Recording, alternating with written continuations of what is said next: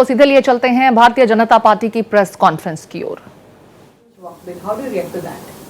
Again, I would like to re-emphasize, once the Waqf law has been passed after due process which is constitutionally established, but those state governments which are opposing, whether it is Tamil Nadu government or the Jammu Kashmir government, it clearly shows that they are having utter contempt for constitution, because as per constitution no state government can oppose any law passed by the Parliament of India.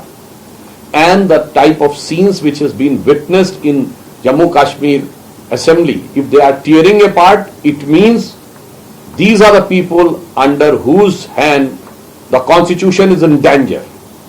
Because if a state assembly is trying to tear apart the law passed by the union government and the Parliament of India, I think this is utter disrespect to the constitution.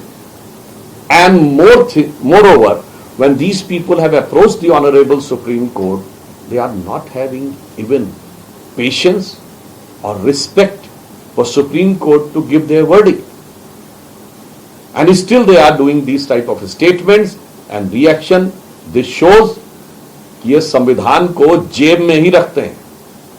ये संविधान को जेब में निकाल के जो दिखाते हैं, इसका अर्थ हो गया संविधान इनकी जेब में चाहिए इनको, means they want to interpret and use constitution as per their convenience, not as by the procedure and law established.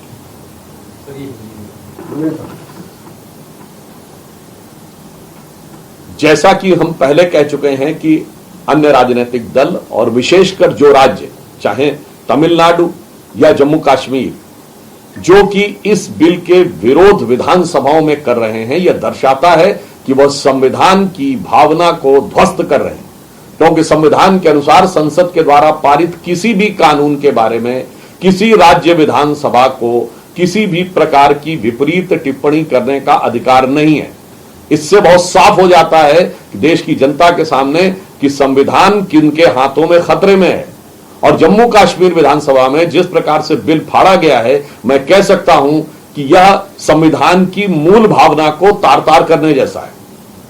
क्योंकि एक स्थापित व्यवस्थित प्रक्रिया के द्वारा संपूर्ण संवैधानिक आवश्यकताओं को पूर्ण करते हुए पारित कानून के विरोध में किसी राज्य विधानसभा के अंदर इस प्रकार का दृश्य बहुत साफ दिखाता है कि इन लोगों के हाथों में कानून खतरे में है। और ये लोग जो कानून की किताब जेब में रखते हैं, ये साफ दिखा रहा है कि कानून को जेब में ही रखना चाहते हैं। ये संविधान की पुस्तक जेब में रखते हैं, दर्शाता है कि कानून और संविधान को जेब में रखना चाहते हैं। अर्थात इन्हें संविधान अपनी मर्जी के हिसाब से चाहिए, व्यवस्था और प्रक्रिया के अनुसार नहीं।